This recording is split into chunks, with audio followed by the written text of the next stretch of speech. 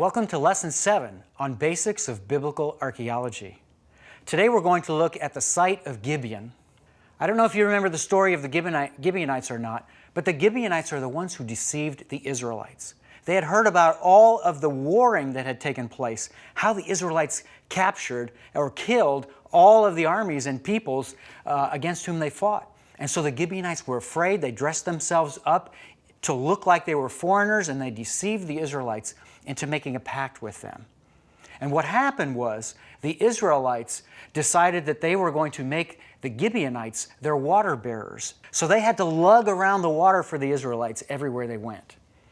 All right, let's look together at what the site was like where the Gibeonites lived, because it reflects their role as water bearers with the Israelites.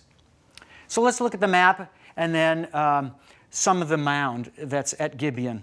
Where is Gibeon located? Well, we know that Gibeon is located on the central mountain plateau here that extends from the south toward the north, and it goes parallel with the Mediterranean Sea.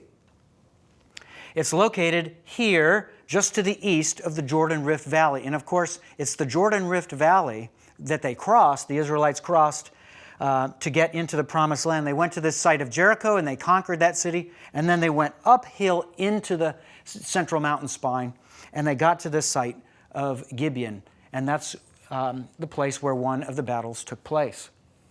So this is a north-facing map, and on this map we see where Gibeon is in relation to a site called Nebi Samuel. Nebi Samuel is important because the site of Nebi Samuel is the highest ground in all of Cisjordan, which is the land of Canaan where the Israelites were. You can stand there at Nebi Samuel and look out and see in all directions. You can see into the Jordan Rift Valley. You can see toward the Mediterranean Sea. You can see toward the north or toward the south. So it's an important point, and it shows us that Gibeon is located very high up in elevation, at least in relation to the land of Canaan. And here we see the site of Gibeon itself. The site of Gibeon, it's a very round mound. Many of the mounds are ovular in shape, such as Hatzor, which we saw before in an earlier lesson, but this one is very round. And you can see that it rises above from the valley that's below it. And in this shot, which is a black and white, taken in the 50s, it shows us that there's almost nothing built up here. But if you look at a more modern photo of Gibeon, you'll see that it's been built up with all of this high-rises and dwellings where people are. And it shows you that they've actually infringed a little bit on the mound itself. But there is enough there that allows us to, as archaeologists, still be able to see what's going on at the site of Gibeon.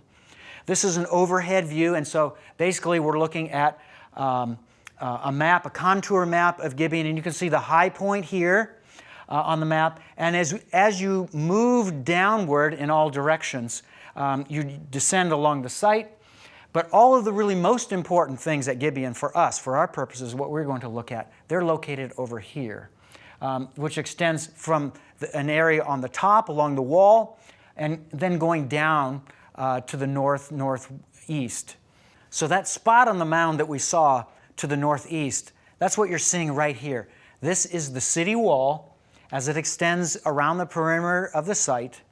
And here is one of the important features within this area, which is the Great Pool. We read about it in the Bible, and we'll talk about it in a little bit. That's one of the access points for the Gibeonites to be able to get a hold of their water, because their water was located below the surface of the ground. Gibeon was not like one of those sites where it's located right along a river. The land of Canaan doesn't have rivers that you can easily access to gain water. You have to be able to go down into the ground and find springs or cisterns that you can use to access your water. And this is one of the ways that they got their water. But there's another way.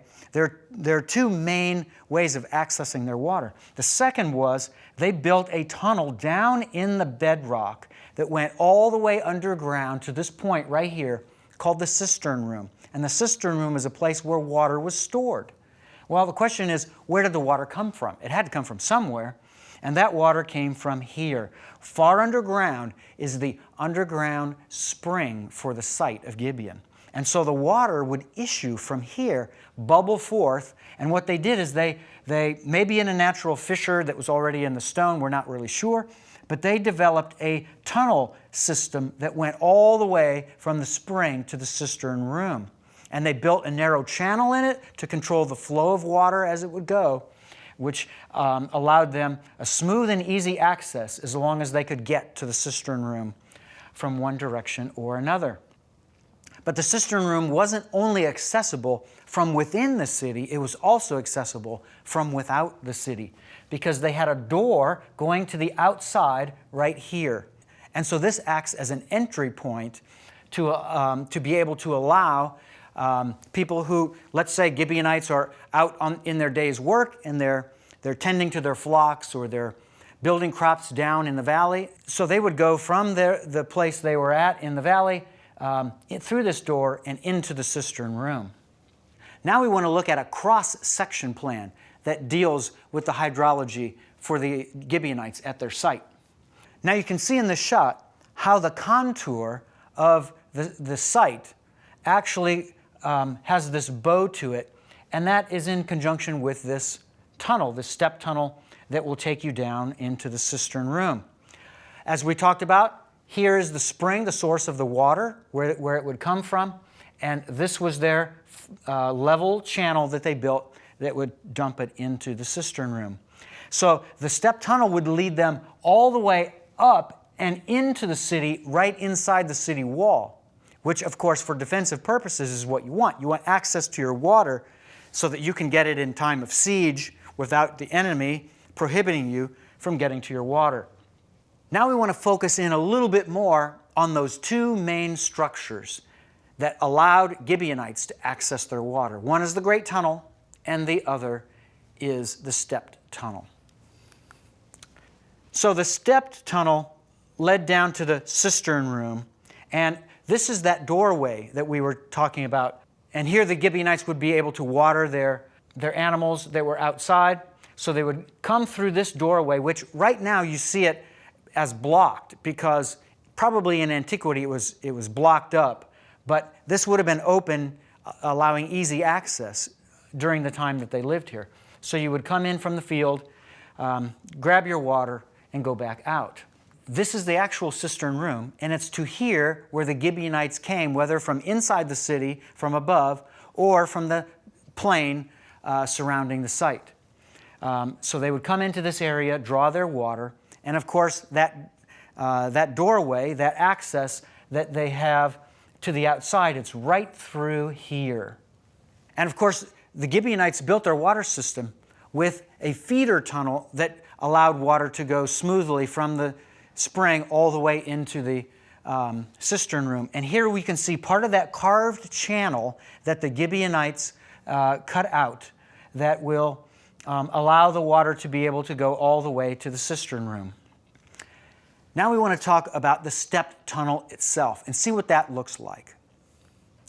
So here you can see the actual cistern room and its water here with the base of the stairway. And so the long, arduous journey up into the city starts here where this man's standing. So this is where they would come with their jugs, dip them down in, fill them up, and then walk that long ascent, that slow, long ascent up the stairway. The stairs that the Gibeonites used to access their water was well worn. You can see from this photo, it's actually smoothened, and there are gouges here in the step itself. The main corridor of the step tunnel is extremely high, which you can see from this image. And that suggests to us that originally, probably there was already a large fissure in the stone that they used to make a smooth tunnel, to hew a tunnel that would get them all the way down to the cistern room with gradual stairs.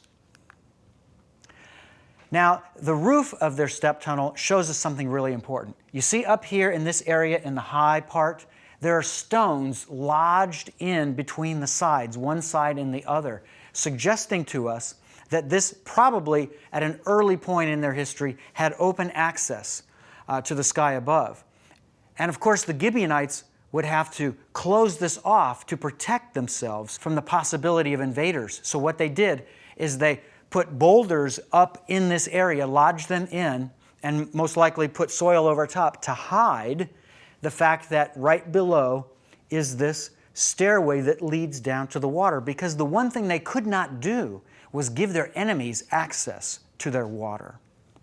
This shot shows the access point inside the city from where the Gibeonites would enter to go down into their step tunnel. So it's right through this hole here. That would be the entry point to get them down to their water. You can see that the stones all piled around here suggest that all of this area was carved out at an early point, and then the rocks were filled in later to be able to have a place to walk over top. Now we want to talk about the Great Pool. The Great Pool is extremely important because it's mentioned in the text in the Bible. Before they ever excavated this area, it looked like a normal flat place. So this part on the tell, they could see something was underneath and they wanted to dig there.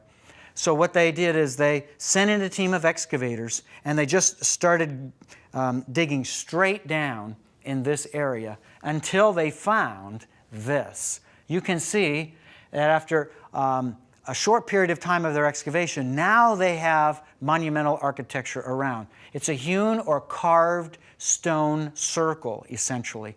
And at this point, they probably didn't know too much about what they were looking at. But as time went along and they went down further, obviously it became clear. And this represents a point at the end of the 1956 season of digging. And it would have to be further seasons that they would be able to expose more. Well, once they did dig down and expose more, they also did excavation to the side, because here you can see bulks from their excavational work, along with walls here and here, to show that they're finding probably walls of buildings that were part of this original occupation.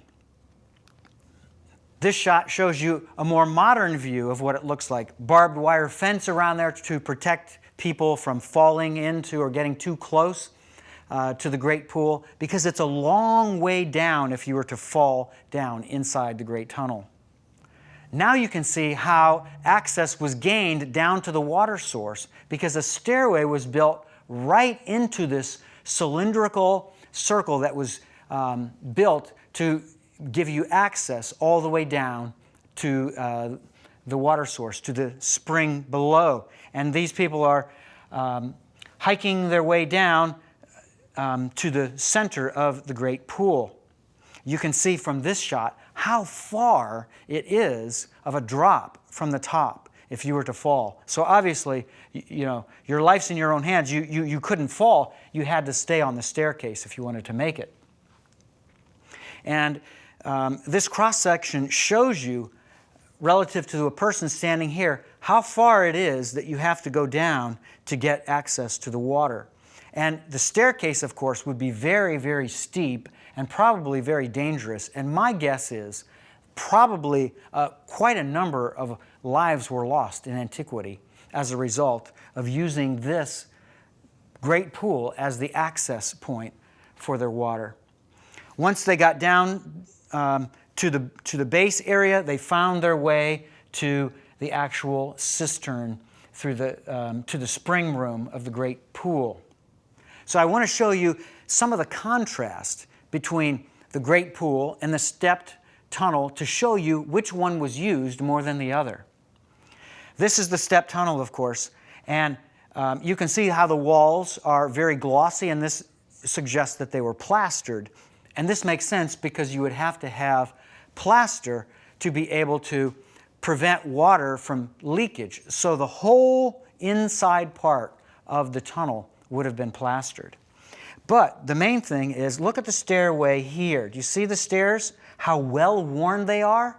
That suggests to us that the people used this way of accessing water very frequently, so much so that their feet wore down the stone after decades and probably centuries of use. Contrast that with the staircase of the Great Tunnel. Look how jagged each one of these stairs is. It suggests to us that even though an enormous amount of work went into carving out this great pool, for its main purpose of getting to the water, it wasn't used all that long. Most likely, it would have been abandoned and given over to the stepped tunnel. Let's look at some of the material finds that were found at the site of Gibeon as a result of the work of the excavators. Here we have a scarab of one of the important kings of the Egyptian world, Thutmose III. This man was the father of the Exodus Pharaoh. We can see his name actually right here in what is known as a cartouche, and that has hieroglyphs that express his name. His name in this cartouche, it's actually his throne name, Men-Kheper-Ra. Great are the manifestations of the sun god named Ra. And that's inscribed right on to this scarab. The date for it is anywhere between 1504 and 1450 BC. This second scarab is from the reign of Amenhotep II. He is the Exodus Pharaoh. His name is inscribed here, Aa-Kheperu-Ra. Within this cartouche, that's his royal name, guarded by two winged animals, with the gold hieroglyph at the bottom to designate wealth. And this scarab shows the influence that he and his father, Thutmose III, had on the site of Gibeon.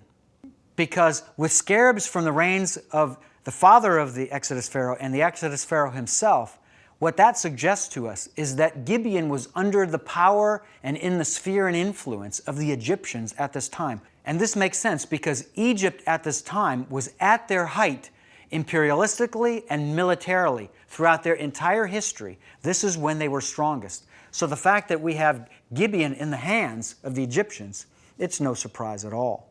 If we go forward in time to the time that the Israelites had the kingdoms of Israel and Judah, at the time that the Israelite kingdom went into captivity and was captured by the Neo-Assyrians, the Judite kingdom remained. But they were having to pay tribute to the Egyptians. And so the king of Judah constantly had to raise money and funds to be able to pay off the Neo-Assyrians to protect them from attack. So this seal right here is a royal seal, and what it says is belonging to the king. So it was put on a jug or a jar, suggesting that whatever the contents were inside that jar, they essentially belonged to the king. So what happened is that the people would have to collect their own money, and the people would then take their funds and the things that they grew or whatever and put them in these jars and send them to the king. And so the king then took from these and either used them or sold them, and with the money that was gathered, he paid off the Neo-Assyrian king. Not only do we have inscriptions that mention jars that belong and their contents that belong to the king of Judah, but we have inscriptions from Gibeon that mention the site itself. And that reveals the important industry that was at Gibeon at this time. The Gibeonites established their own winemaking industry. So every phase of winemaking was played out at the site of Gibeon itself. And this inscription refers to essentially Gibeon as, and it's right here, Gibeon, Gibeon. That refers to Gibeon as being the site where the wine was made, and it's like putting their own brand label on the outside of the jar.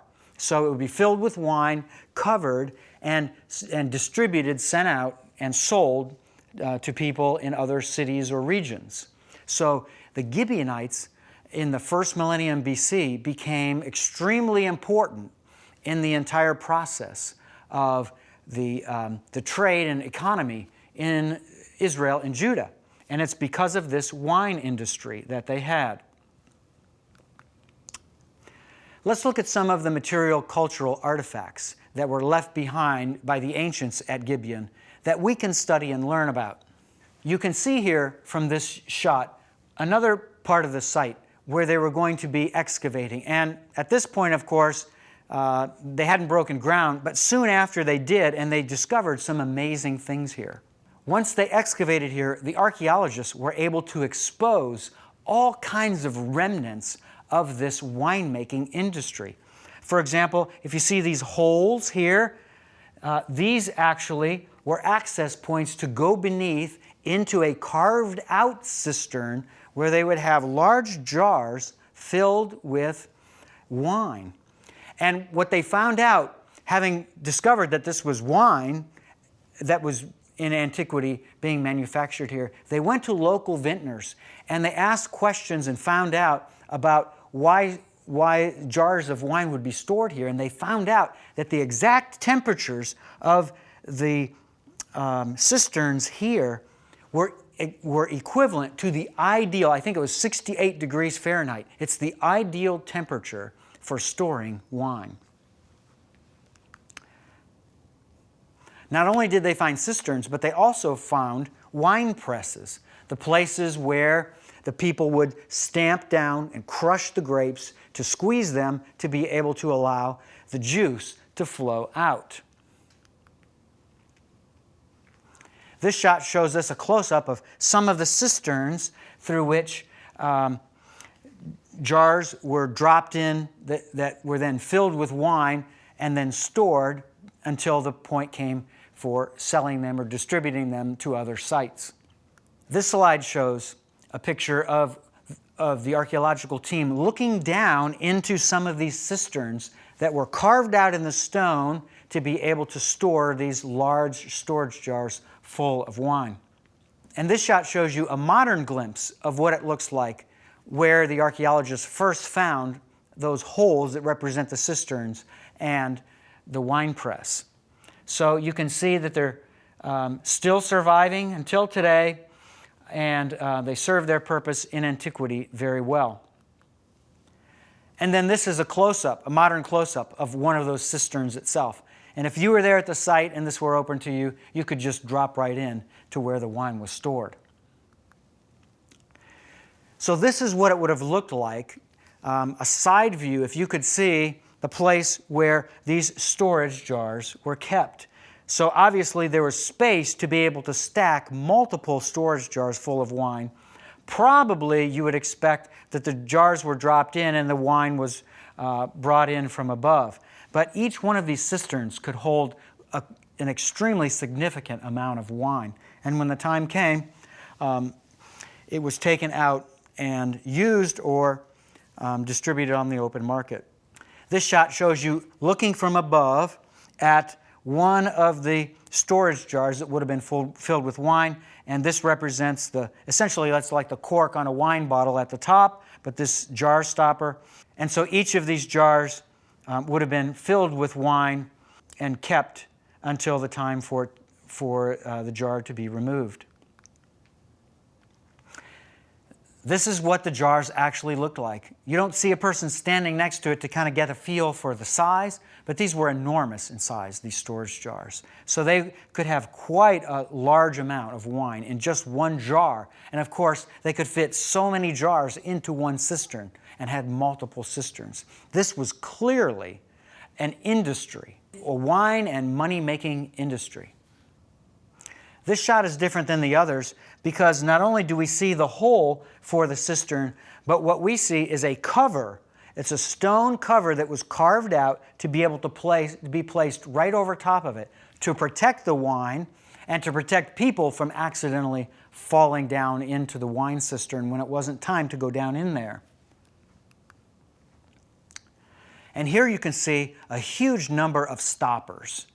These stoppers would have been used for each one of the jars, the storage jars filled with wine. So the stopper, of course, would protect the wine from the elements, from the air and exposure above.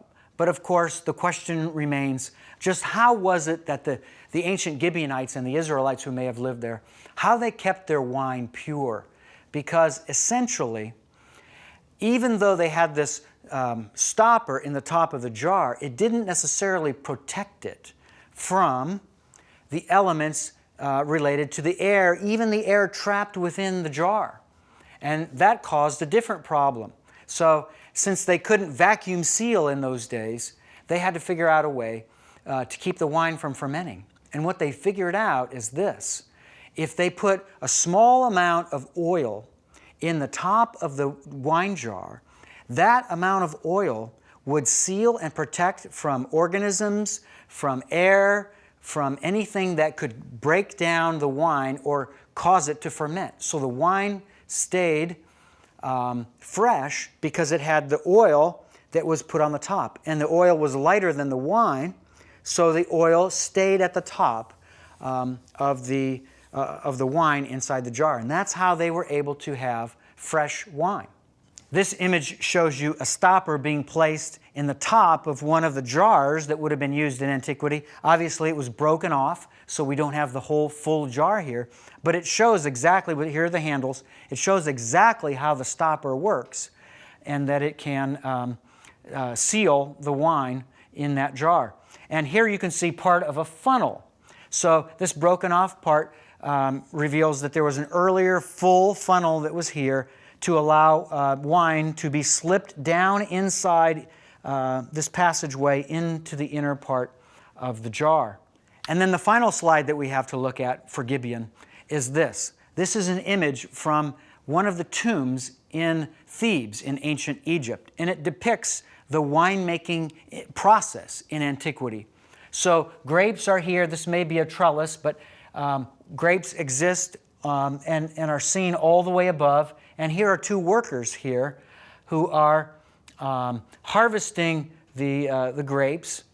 And then here you can see that they are pressing the grapes, where you have several people lined up in here with grapes dumped all inside this vat.